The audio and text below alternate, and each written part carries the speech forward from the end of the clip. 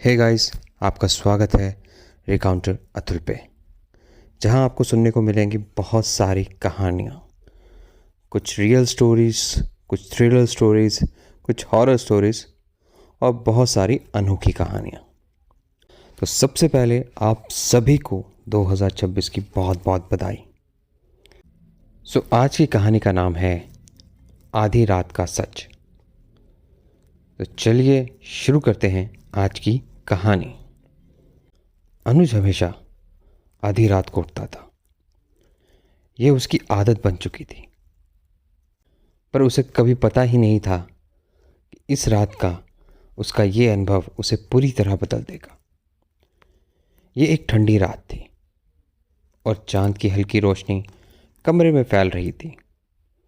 अनुज जैसे ही उठा, उसने महसूस किया कि कमरे में कुछ अलग सा था, जैसे किसी अजनबी की मौजूदगी।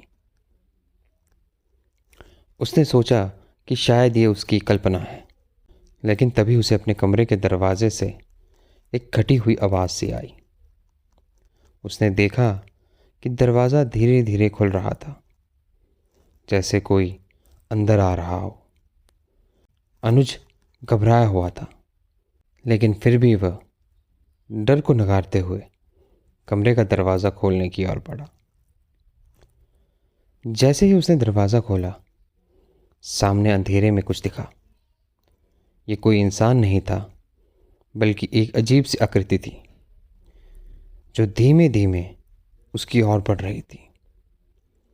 अनुज ने तुरंत दरवाज़ा बंद करने की कोशिश की, लेकिन वह आकृति तेजी से उसकी ओर बढ़ने लगी।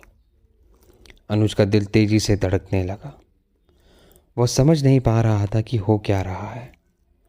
अचानक वह आकृति बोली, तुम मुझे क्यों देख रहे हो? क्या तुम मुझे पहचानना चाहते हो?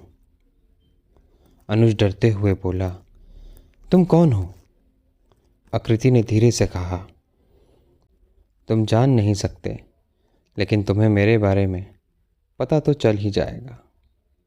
अनुज की आंखों में डर सा था, लेकिन वह कुछ कह नहीं पा रहा था।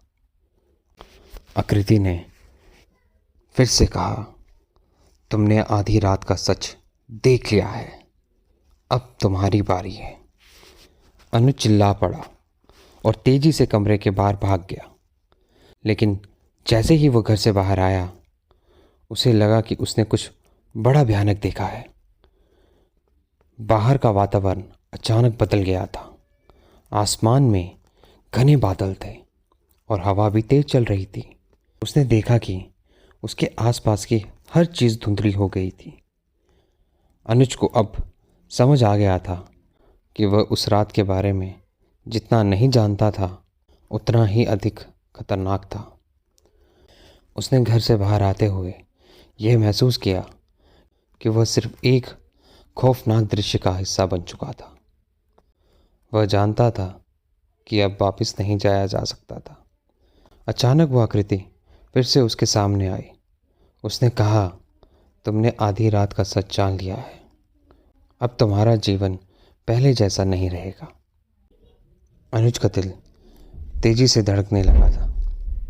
वह पूरी तरह से समझ चुका था कि उस रात ने उसे एक नई खौफनाक दुनिया में प्रवेश करा दिया है। अगले ही सुबह अनुज अपने दोस्तों को इस घटना के बारे में बताने का सोच ही रहा था, लेकिन जब वह अपने कमरे में गया तो उसने देखा कि कमरे का माहौल बिल्कुल बदल चुका था। हर चीज़ पहले जैसी हो रखी थी, लेकिन वह अब जानता था कि उसका जीवन हमेशा के लिए बदल चुका है। उसे उस आधी रात के सच का सामना करना पड़ा और वह कभी भी उसे भूल नहीं सकता था। लेकिन अनुज ने सोचा, क्या वह कुछ और कर सकता था? उसने सोचा कि शायद उस घटना के बारे में और जानने की कोशिश करनी चाहिए। लेकिन जब भी वह उस रात की यादों को फिर से अपने दिमाग में लाता, तो वह खुद को और अधिक खोया हुआ महसूस करता। वह समझ नहीं पा रहा था कि वह कैसे अपने जीवन को फिर से सामान्य बना सकेगा। एक रात जैसे ही वो सोने के लिए लेटने वाला था, उसने फिर से वही खटकी हुई आवाज़ सुनी। ये पहले जैसी थी, लेकिन इस बार उसमें कुछ और भी था, जैसे कोई और मौजूद हो। उसने डरते डरते दरवाज़ा खोला। वह आकृति ही थी, लेकिन अब वह और भी धुंधली और अस्पष्ट लग रही थी। तुम फिर से आ गए? अनुज ने धीरे से पूछा। उसकी आवाज़ में संकोच था। आकृति ने उसकी तरफ देखा और कहा, तुम अब समझ चुके हो कि तुम्हारा सामना किससे हुआ है। आधी रात का सच वह नहीं है जो तुम सोचते हो, सिर्फ एक एहसास है। एक एहसास तुम्हारे अंदर कुछ और है। तुम अब उस संसार से चुके हो जहाँ हर रात का सच और गहरा हो जाता है। अनुज ने सुना और फिर से एहसास हुआ कि अब उसे कभी भी आराम से सोने की इजाज़त नहीं होगी। वह हर रात उसी खौफनाक एहसास का हिस्सा बन चुका था, और शायद यही उसकी नियति थी, एक भाग्य जो उसे आधी रात के उस रहस्य के साथ बांध चुका था।